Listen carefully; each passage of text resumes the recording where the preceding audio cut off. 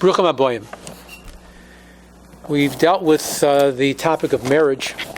We've dealt with many ideas and the challenges that face marriage, such as, again, last week we dealt with communication, ego, anger. A few more things before we wind up with it. Being right. It's a major issue in marriages, being right. It's really not important. It's better to be happy than right. There was a student who went to his teacher, a master, and said that he had an argument with his wife. Should he apologize? And the master said to him, yes, you should. And he said to the master, but I want you to know I was right. He said, even more so. It's really not what it's about. They say that the two biggest problems, arguments that people have, that which brings about divorce, in fact, more than anything else, are sex and money. So, let's begin with sex. There are many things that can be helped by a hug, a touch, a peck, even a warm look. So, intimacy, physical intimacy, is an important facet of marriage. It can help to get through negative feelings. And afterwards, many times, people feel good, closer, hopefully. One of the problems that people talk about all the time, which I find strange, is being in the mood. And this becomes one of the main issues. Someone's not in the mood. Even though doesn't sound romantic, it's not really always necessary. Preferable, but really not a reality. As we know, and we've discussed before, that A's marry B's. Many times in a relationship, you have one person who's hotter than the other, one who's colder. Doesn't make one right or one wrong, just different personalities. And it's kind of like eating food. You may not be hungry, but if you go out to eat with someone, you eat when they eat, all of a sudden you've enjoyed the food, and the meal was okay. You could maybe have gone without it, but it was good to eat. And many times having relations, intimacy, is the same thing. After all, you're not doing this with a stranger. This is really sharing an intimate moment with someone that you love. And even though you may not have a need, they may. And evidently that's why it's there. And what you're doing is helping them for whatever they need. And it's not something that takes forever. And many times it brings people closer in the sense that it may be a lack of time and you help someone to get that time, to create that. And it creates a bond. And really, a good relationship is about helping each other with whatever you need. And intimacy should be one of those things. And again, it breaks down barriers. And it doesn't have to be logical. It just works. But if you're going to do it, especially if, again, you're not in the mood, and it doesn't mean, stars have to go off and bang in cannons. But if you do give, you can't give with an attitude. And that's many times what people do. By the time they give something, I'm going to go to the movies with you. I really don't want to go. And the person's moaning through the whole thing. Or whatever. The truth of the matter is the end result becomes better you don't do it. Nobody needs that. So the same thing with intimacy. If you are going to make the other person feel good because of them, not because of you, you don't need to make that known. What you can do is make the person feel good, create that closeness. And that does not have to be a climax that makes the closeness. It's just the intimacy that makes the closeness. And again, it becomes important.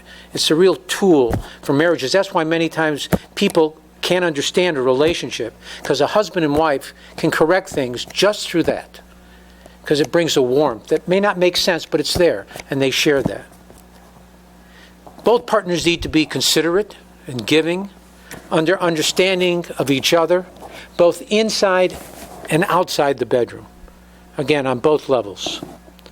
Marriages that are based on hot don't survive. That's the problem with many divorces, that it begins with hot, there's nothing else afterwards. The values have to be based upon true values, inner beauty, warmth, respect, companionship. And really, that brings it to what we call Taras HaMishpacha.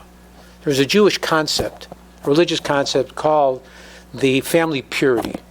The Torah says that a man cannot have relations with a woman who is menstruant, or having her period.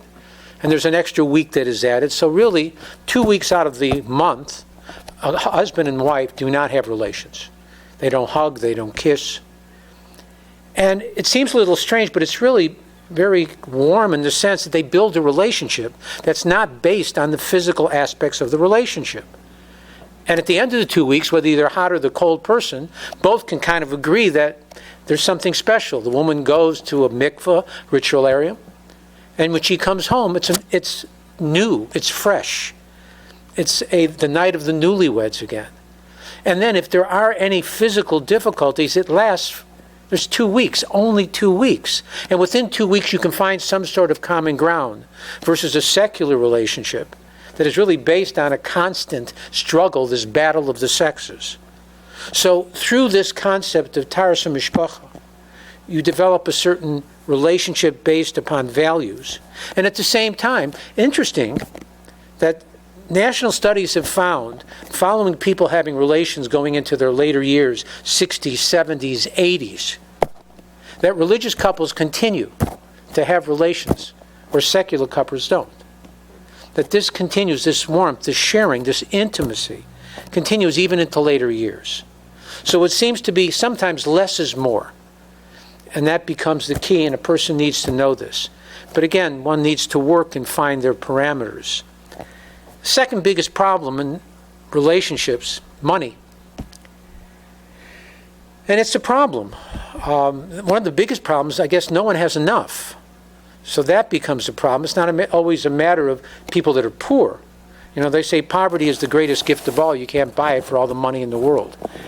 But when a person has Torah values, so with Torah values should come a work ethic. If you have a work ethic, then no matter what you do, you'll always make more money. You may not be wealthy, but you will do better than you would otherwise because people want you around, people want to hire you, people want to give you a raise.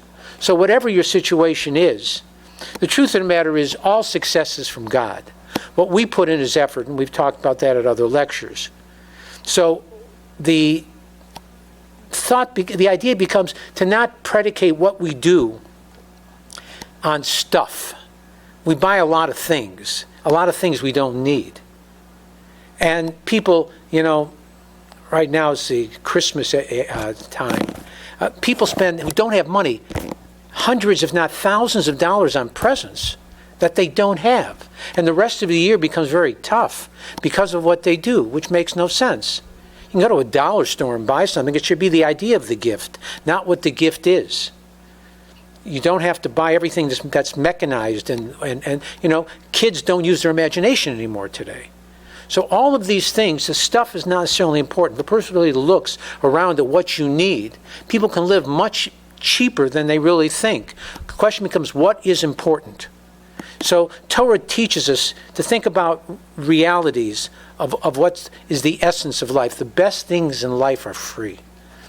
A good wife, not children, friends, good health. These are the things that are important in life. How much stuff you have is not. It doesn't make a difference whether your car is, you know, a Ferrari or a Ford. The key becomes it gets you to where it has to be. That's what's important in life. It's having the proper Torah values of what is important and what is secondary. If you can afford it, great. But if you can't, you need to live within those parameters. And the truth is, in some ways, it makes life simpler. The idea is that, again, it says in Pirkei Avos, Ezu Asher, who's a rich person? Sameach bechalko, a person who's happy with what he has. And that's really a level. To be content with what you have and not to always want to have more. Because that creates a situation whereby people that want more don't see their families, don't have time for friends. One of the beauties of us keeping the Sabbath, Shabbos, is that all of a sudden we have time no matter what happens to be with family. But people that make a lot of money are really slaves to their businesses. They're in gilded cages. They may have a lot of stuff, but they don't necessarily have the essence of life, of family and friends, and all that's important within it.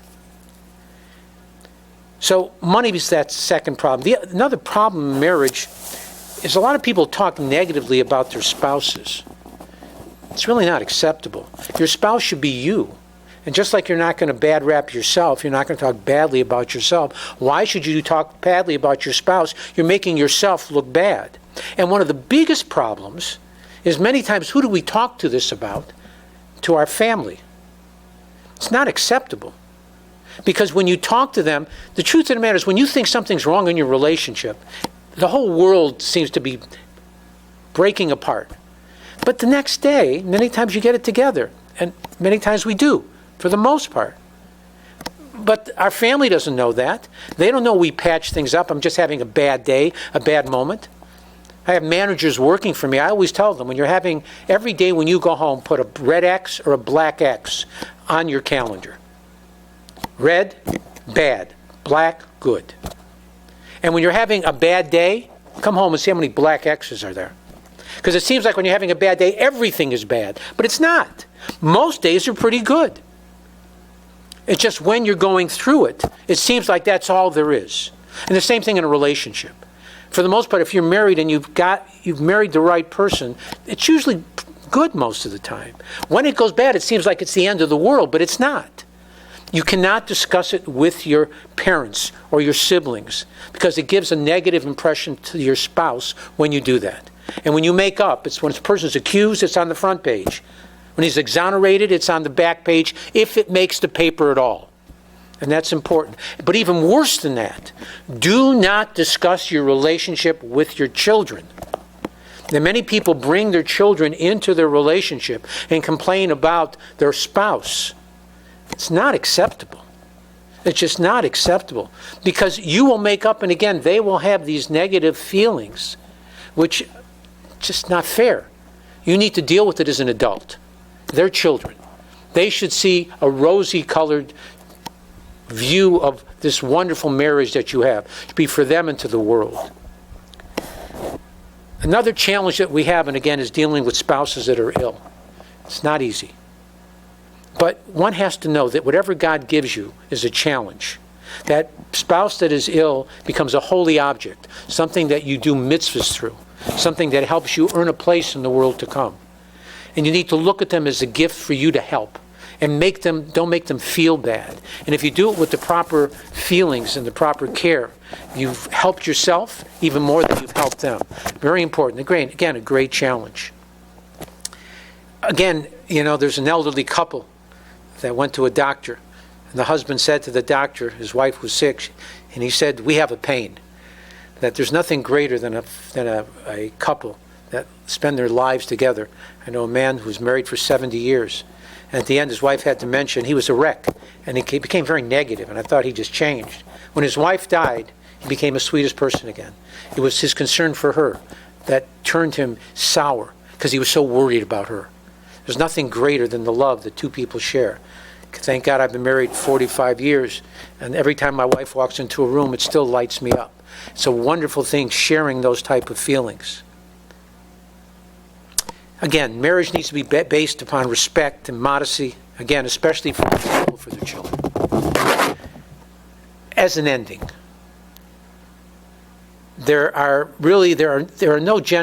everything I've said is more basically general guidelines of marriage. A good marriage seems effortless, when in reality, it's really a lot of effort. But it doesn't feel like it because you're enjoying what you're doing. And when you enjoy what you do, it doesn't seem like work. I play guitar. I never practiced because it was just enjoyable to do. And that becomes the key. So again, marriage has really no rules in a sense. It's whatever works for you as a couple. Each relationship is unique. It's a masterpiece in progress. And again, a person needs to work within the parameters of God and His instruction manual. Good values, good desires, thinking about the other person. I promise you, if you spend the day thinking about your spouse and how to make them happy, and they do the same for you, what a lucky couple you are. And your children will benefit, and everyone around you. You become that which makes the world exist, and that's why God started the world with that first couple. And it's our job to get together to do that. God bless you and good luck. Have a great Shabbos.